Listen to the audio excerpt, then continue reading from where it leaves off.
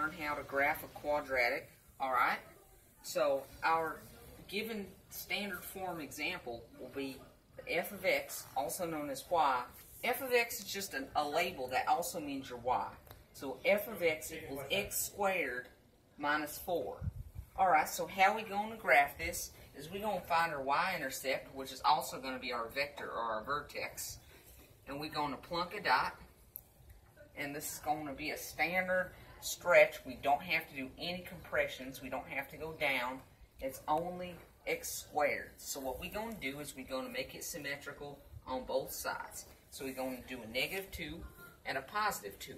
Now as 2 and 2 are symmetrical, we are going to also plot a higher point. And this higher point will be on the 10.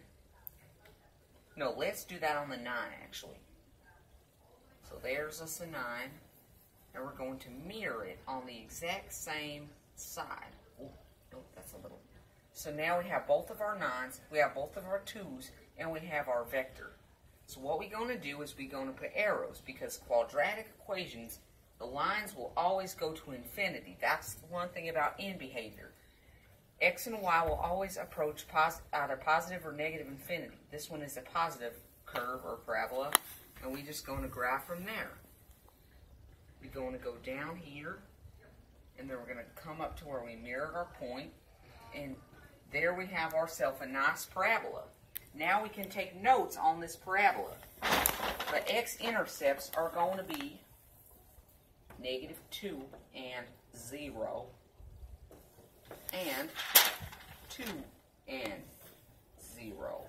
And I do the negative intercept first because it's what goes first on the graph. You have your negative numbers, you go across 0, and then you go in towards positive infinity. So it's -2 positive infinity.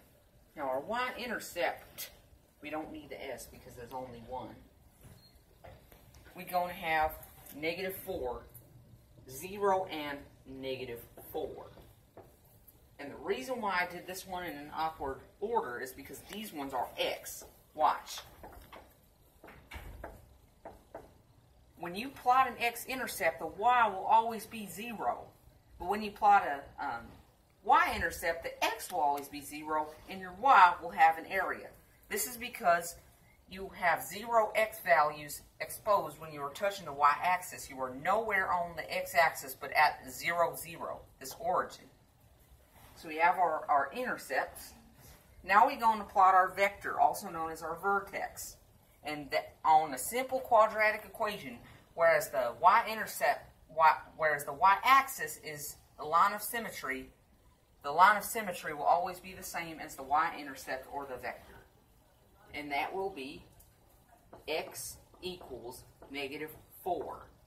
That's how you write a line of symmetry. But if you wanted to write it in vector form, you're going to have 0 and -4, because x, y, that is the same thing as our y-axis. So our y-axis in this point is just the same as the vector.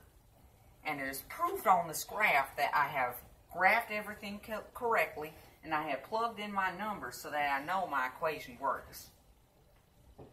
And let's write down our end behavior real quick before you end the video. As x approaches positive infinity, y approaches positive infinity.